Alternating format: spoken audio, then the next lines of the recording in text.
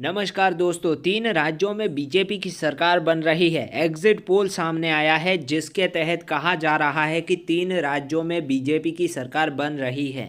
5 राज्यों के विधानसभा चुनाव के लिए वोटिंग हो चुकी है, जिसके बाद से एग्जिट पोल सामने आया है। एग्जिट पोल के अनुसार मध्य प्रदेश, राजस्थान में बीजेपी की सरकार बनती दिखाई दे रही है, जबकि कांग्रेस की देखें तो कांग्रेस को झटका लगता दिखाई दे रहा है। छत्तीसगढ़ में कांग्रेस को खुशखबरी मिल सकती है।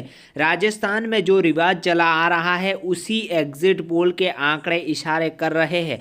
कांग्रेस सत्ता गंवा सकती है राजस्थान से, लेकिन कांग्रेस छत्तीसगढ़ में आ सकती है। पहले बात करते हैं मध्य प्रदेश की, जहां पर 230 सीटों पर मतदान हुआ। बहुमत के लिए 116 सीटें होनी जरूरी है। एग्जिट पोल के अनुसार बीजेपी 140 से 162 के बीच में सीटें जीत सकती है, वही कांग्रेस 68 से 90 के बीच में जीत सकती है। तो अब राजस्थान का एग्जिट पोल क्या कह रहा है? राजस्थान में 199 सीटें पर चुनाव हुआ और बहुमत के लिए 100 सीटें होनी जरूरी हैं। यहाँ राजस्थान में कांग्रेस बहुमत हासिल कर सकती है, क्योंकि कांग्रेस को 86 से 106 सीटें मिल सकती है, वही बीजेपी को 80 से 100 सीटें मिल सकती है। राजस्थान में कांग्रेस और बीजेपी दोनों बहुमत के करीब हैं।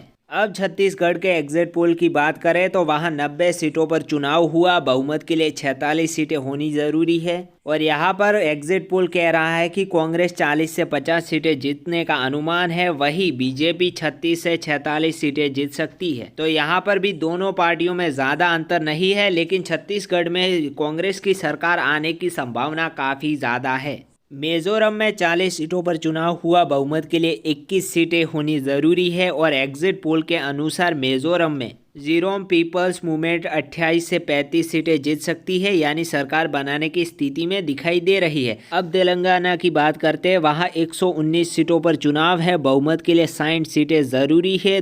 यहाँ 2014 राज्य गठन के बाद से चंद्रशेखर की पार्टी भारत राष्ट्र समिति की सरकार है, यानी 9 साल से केसीआर की सत्ता का दबदबा रहा है।